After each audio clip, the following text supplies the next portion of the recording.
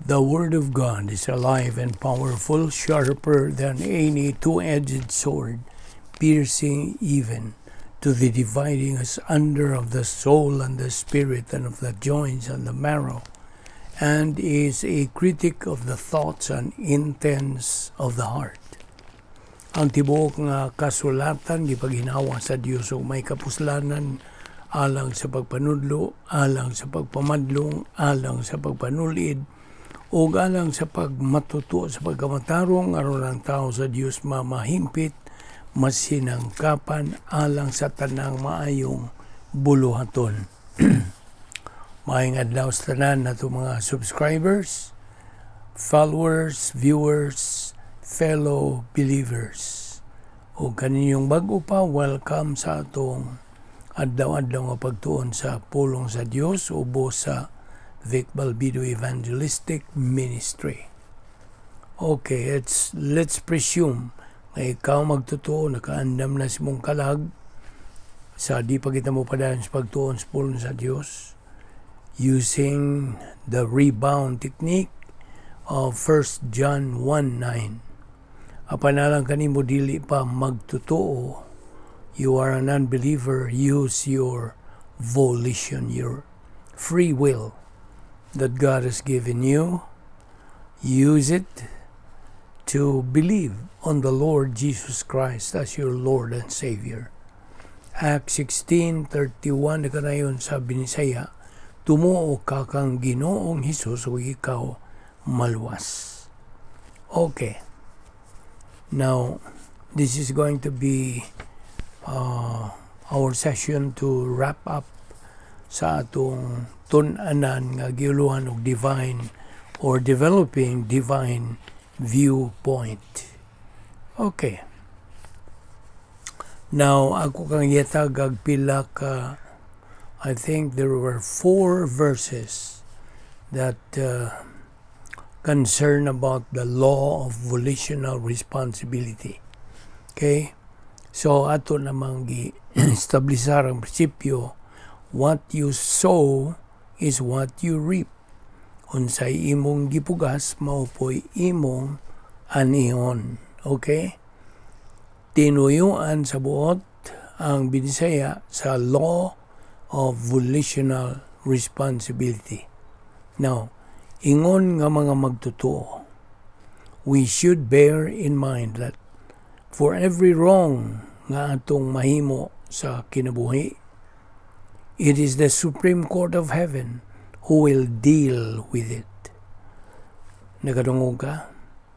Ang mo sulbad ni ining maong umuhatag ugusay ni ining mga sayop nga ito nabuhat sa atong kinabuhi, kita'y manuwag dito sa labang hukmanan sa langit, the Supreme Court of Heaven, who is going to deal with it. Okay? So, mo na nga, agi ka na og sumpay nito nga itong gisgutan nga the law of volitional responsibility. Okay. Adto ta karon sa Kolosas 3:25. Ang usa ka magtotoo should know unsay nagadasig kaniya sa iyang Kristohanong kinabuhi. What motivates him? Ang tubag, it should be what is now resident in his soul. What is that thing that is resident in his soul? Unsa mang nanaan na diha, napundo diha sa iyang kalag? Bible doctrine. It is Bible doctrine nga nagatuyok-tuyok na diha sa iyang panimuot. It's now circulating in the stream of the believer's consciousness. Kay ang matag huna-huna, matag is okay. Matag huna-huna sa matag magtotoo, okay? Is supposed to be saturated with the mind of Christ. Mao gyud unta. Moingon tag-unta kay naa may volition, naa may kabubuton ng tao. Mahimo gulog kanang iyang punon gyud ang iyang panguna-una sa pulong sa Dios. Yes. He can saturate or not. See? Sa ako nang giniwan lagi kaya na may kabubutan ng tao. Di man po mamugos ang Diyos. So every believer's mind is supposed to be saturated with the mind of Christ. 1 Corinthians 2:16. Supposed to be. Okay? Now there should be inculcation. Mao lagi ning atong paagis pagtuon sa pulong sa Dios. Sinilsilay. Mao ba na binisaya sa inculcation? Mao na. Mao lang na atong maabot. Binisaya. There should be inculcation pinagi sa adlaw-adlaw nga pagtuon sa pulong sa Dios, pinagi sa pagtuon sa pulong sa Dios by repetition.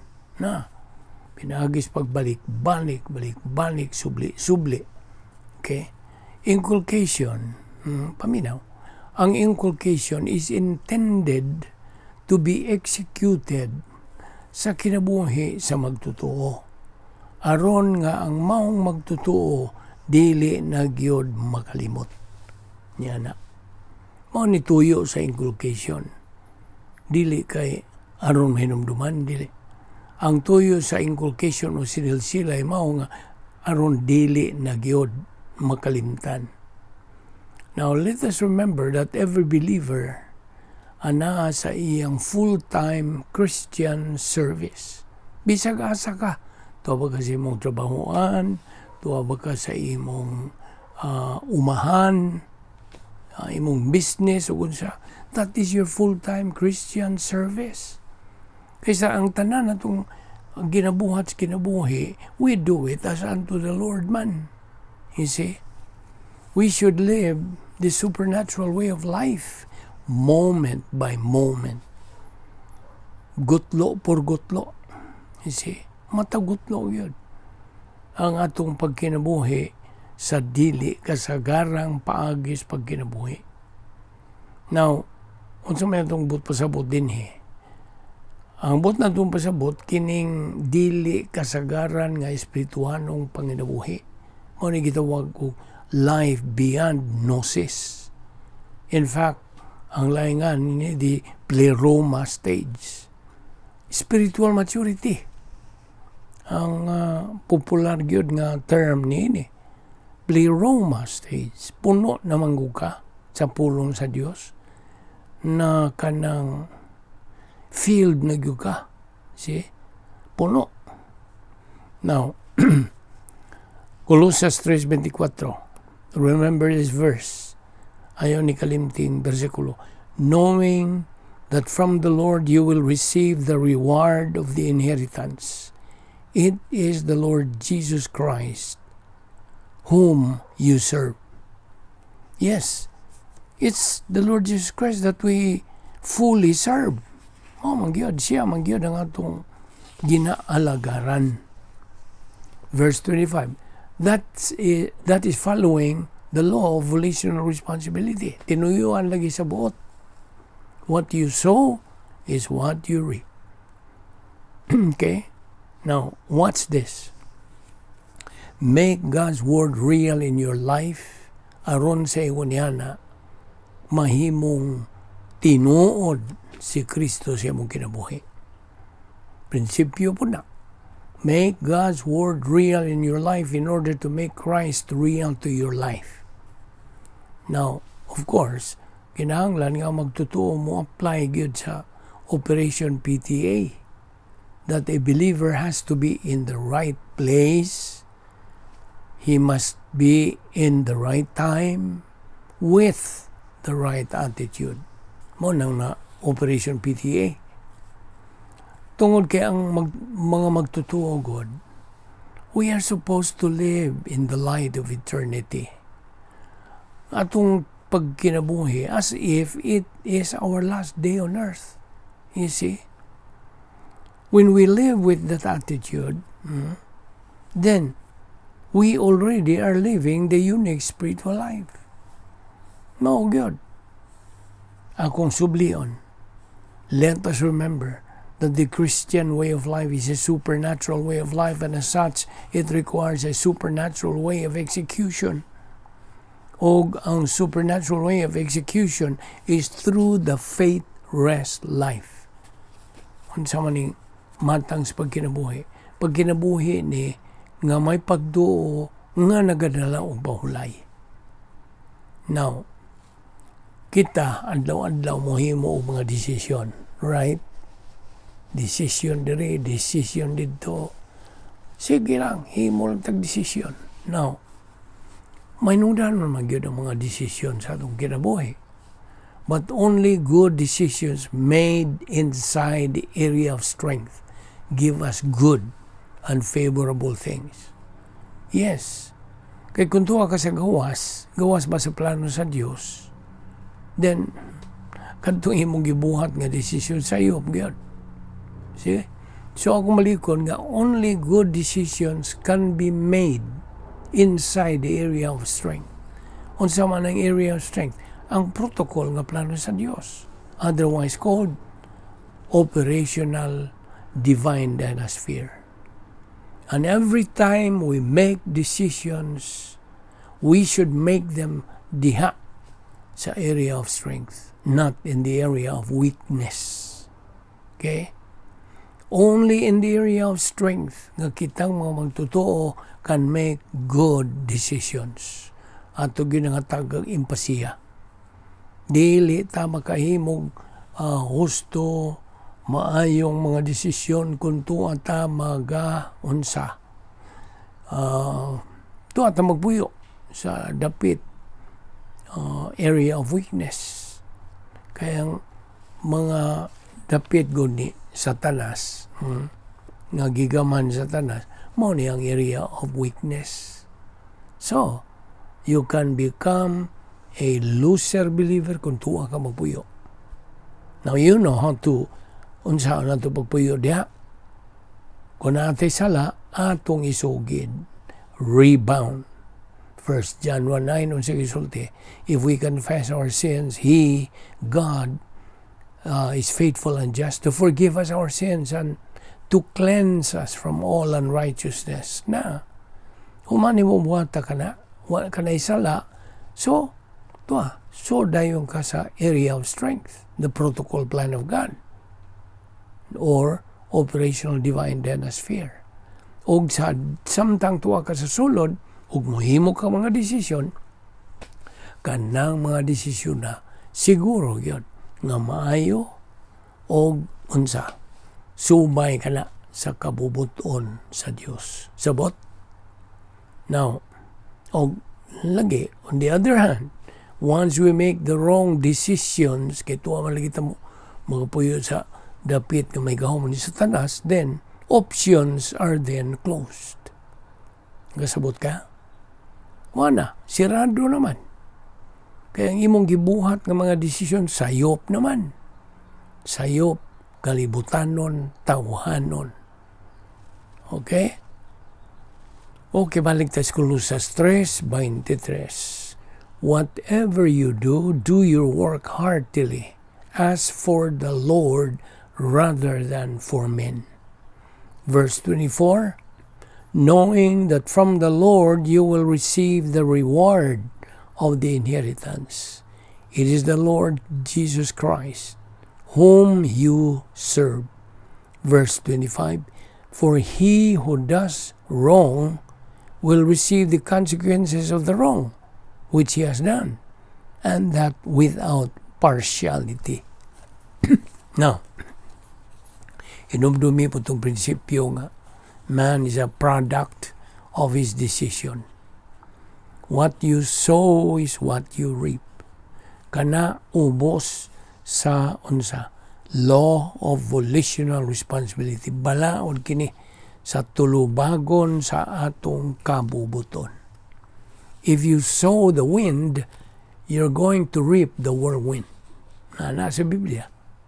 In salvation, the issue is not sin. Unsa man gyud ang issue kung bahin na sa kalwasan. Kay dili magka-issue ang sala, unsa man gyud ang issue? Kristo. It is Christ who is the issue. Now, big question. What do you think of Christ? Mangutana ko nimo. Ikaw nga bag-o pang nakasunod nining atong ministry. Mangutana ko nimo. O kanino yung tanan nga nagpaminaw niini? What do you think of Christ? Do you believe Him and the saving work that He has done at the cross?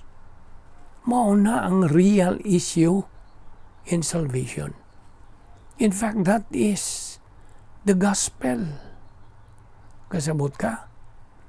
So mao na. Colossians 3:24 again, it is the Lord whom we serve. He rewards those who deserve as their inheritance. That is following the law of volitional responsibility. Again, ang mga tanan na po kunimo, balik-balik ni nga itong pangutana. Unsa katuto ang Kristohanong paagis pagkinabuhi? Binisayon na ito ni. Ang Kristohanong paagis pagkinabuhi, usa ka dili kasagaran nga paagis pagkinabuhi ug tungod kay mauman kana nanginahanglan kanag dili pud kasagarang paagi sa pagtuman. So, sa in English, mas klaro-klaro, the Christian way of life is a supernatural way of life, and as such, it requires a supernatural way of execution. Now, let us remember again that niining kalibutan nga ito karong ipuyan. Doon nalay duha ka matang sa mga tao, dili kay bahay o laki, kundi mga magtotoo o dili magtotoo. Kaya doon na say duha ka klaseng mga magtotoo. Ay mga pildiro o naapoy mga mananaog. Nga naapoy duha ka klaseng mga di magtotoo. Ay duha ka klase, legalistic o lascivious. Now, kining legalistic, appeal ni mga religyoso, mga Diyosnon, ascetic, fanatic, muna, usa na ka klase sa mga di magtotoo. Unyang ikaduhang klase sa mga di magtotoo, kadtong mga dawayan, kadtong mga kanang sinalikway, mga kriminal, muna in general mga dautang mga tao. They are liabilities to society. O muna makaguba sa unsa atong upat ka mga divine institutions nga atong itun-ana. Okay? So, balik ta sa Colossians 3:25. Kay kinigod, kining maong bersikulo, that is what is called law of volitional responsibility. Unsa to binisaya nining law of volitional responsibility? Balaod kini sa tulubagon sa kabubuton. Okay? Apan sa mga tiniguang inunta, kamong mga guwang-guwang na nagasunod ni atong ministry, ato ning gitawag og tinuyo as buot. Okay? Mao man gyud akong mainumduman sa akong kanang inahan, especially from my mother. Kung gani mga sayop nga atong mabuhat sa kinabuhi, inunta, tinuyo ans buot. Diba? Mao gyud na. Abi nimo, we have to seek those we cannot see. Kaya nga naman, tungod kay kini mo'y mulungtad sa hangtod, eternal. Apan kadtong imong makita, temporal. Kini ba nga itong palibot, nini kalibutan na, unsa imong tanahon, bisag, unsa sa atong palibot, kining tanan mga temporal. Sabot pasabot sa temporal. Dili mulungtad. Sina ay katapusan.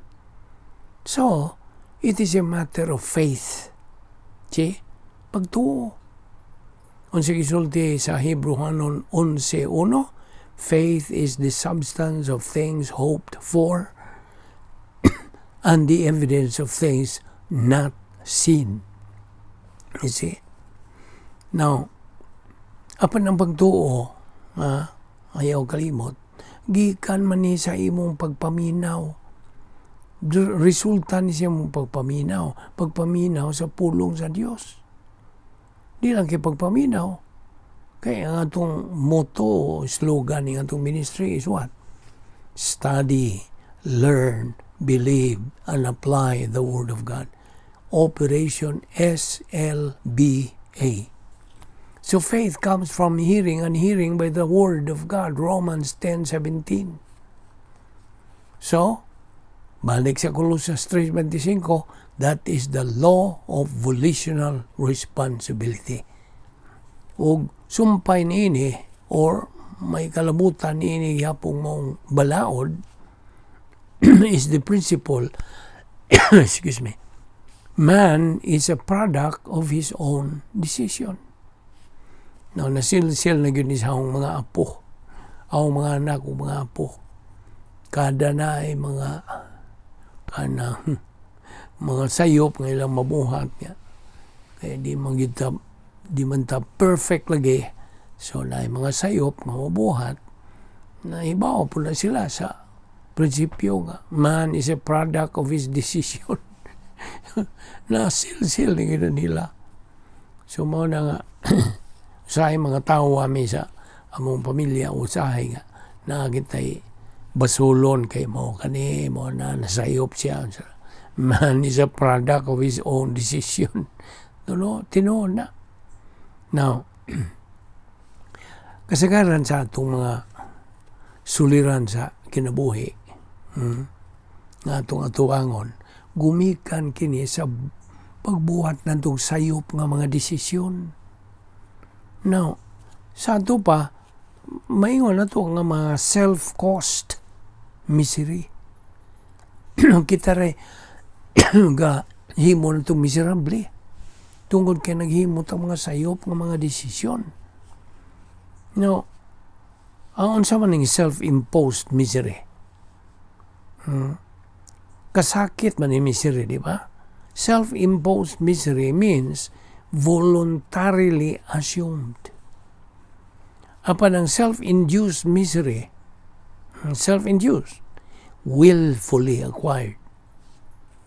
Ang self-indulged misery is yielding to oneself, okay, in excess. Yielding to oneself in excess. So kining maong mga sayop nga mga butang, produkto ni sa atong mga sayop nga mga desisyon. Sabot? Mao na. So, kini nga itong pagtuon ni nagkakaton na gyud ka. I hope. Ako lang gipanginaw, nagkakaton na ka we can minimize making bad decisions, bad and wrong decisions in life. You see? Now, our free will affects the following. Paminaw. Ang ato bang kabubuton, mo apiktar nining musunod sa atong una-una, sa atong kanang pag-auhag, mga desisyon, o sa atong pagbuhat. You see? Our free will affects our mind, motivation, decisions, action. Kay, iba naman tanga, doon ay duha ka bahin ang atong tawhanon kabubuton. There are two parts of human volition, negative and positive. Ang negatibo nga kabubuton mo resulta nining musunod. Kadto nga itong isugutan, di ba dugay? Self-imposed misery. Okay? Unsa may implo? Can you give me an example of self-imposed misery? Well, kining flagellation. Flagellation common karong mga lawa. It's done especially during Holy Week. Kana bang pag pinitin siya sa imong kaugalingon. So, imong sakiton imong kaugalingon, self-imposed misery, voluntarily assumed or endured. Manibot pasabot sa English. Ang self-induced misery, willfully acquired or induced. Ug ang self-indulged misery is yielding to the desires of excessive. Now, to avoid these negative results, ang magtutuo is exhorted to utilize unsa? God's 10 problem-solving devices. Unsod na pod ka ng provision raw ni sa Dios. Sangkap raw ni sa Dios ka nato. Alang sa atong kayuhan, alang sa pagsulbad sa atong mga suliran. Kay abi nimo, ang pulong sa Dios should not only be inside the church. Di lang kay suod sa simbahan. It should be experienced in life, on a moment-by-moment experience. Okay. Niya pag excuse me kay mo lang ituk anta. Bible doctrine we should bear in mind is truth. Kamatuoran. Basig nakalimot ka nga kini atong ipangtunan ang pulong sa Dios. Mo ni ang kamatuoran. Now, in Hebrew, it is kakma. In Greek, it is aletheia.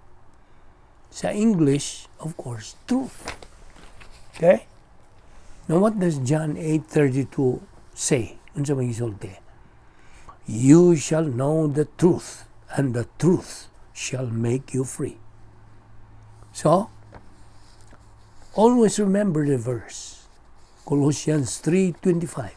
Mo niya akong ibilin diha kanimo. We reap what we sow. We are a product of our own decision. So dinhi nato tapusa kining atong pagtuon, pag-focus sa atong attention on the subject developing divine viewpoint. Here ends our study ining maong doktrina. Inaot nga ikaw nakapupo o mga pagtulunan niini o di lang kay ato na ng paminawan o unsa kundi ato kining tuuhan o aron kining mamitabulahi sa Espiritu Santo, mahimo kining tataw, klaro, tinaw ug iya kining himuong tinuod yun aron imo magamit na sa imong espirituhanong pagkinabuhi. Salamat o Dios niining grasya nga mong pahimuslan pagtuon sa imong mga pulong.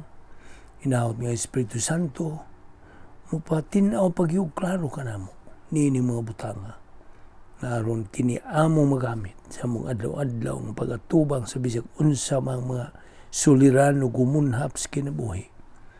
Thank you, O Lord, for your grace provision. And may this become part of our life as your children. Thank you for this Bible study through the YouTube of the Balbido Evangelistic Ministry. Kining tanan among gipasalamatan sa ngalan ni Ginoong Hesus Kristo. Amen.